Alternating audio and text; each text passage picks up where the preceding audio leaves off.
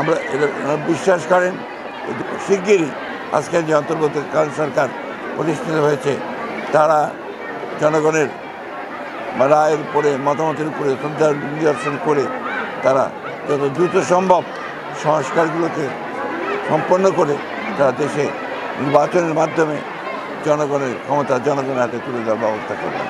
এটাই ছিল আজকের দিনের শপথ।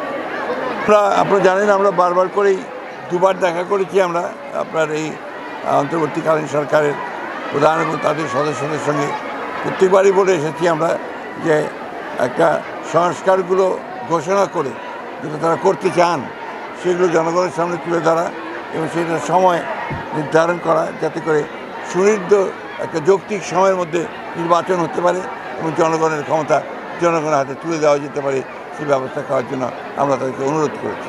ভারতবর্ষের পার্শ্ববর্তী দেশগুলোর সঙ্গে তাদের যে রাজনীতি এবং তাদের যে আচরণ সেটা কোন প্রেক্ষিতে তারা কীভাবে করছেন সেটা তারা ভালো বোঝেন, সেটা বলেছেন। কিন্তু দুর্ভাগ্যজনকভাবে আমরা দেখতে পাচ্ছি শুধু বাংলাদেশ নয়, পার্শ্ববর্তী দেশগুলোর সঙ্গেও ভারতের সম্পর্ক খুব ভালো যাচ্ছে না। এটা অন্যতম প্রধান কারণ আমার কাছে যেটা মনে হয় যে ভারত সবসময় একটা প্রভুত্ব একটা রাজনীতি তারা এই দেশগুলোর সঙ্গে পার্শ্ববর্তী দেশগুলোর সঙ্গে করেছে, যেটা ভারতের জন্য শুভ বয়ে আনবে না, পার্শ্ববর্তী দেশগুলোর জন্য শুভ বয়ে আনবে না। সুতরাং পারস্পরিক সম্মানের ভিত্তিতে, মর্যাদার ভিত্তিতে, পারস্পরিক স্বার্থের ভিত্তিতে এই সম্পর্কে গড়ে তোলা উচিত বলে আমরা মনে করি।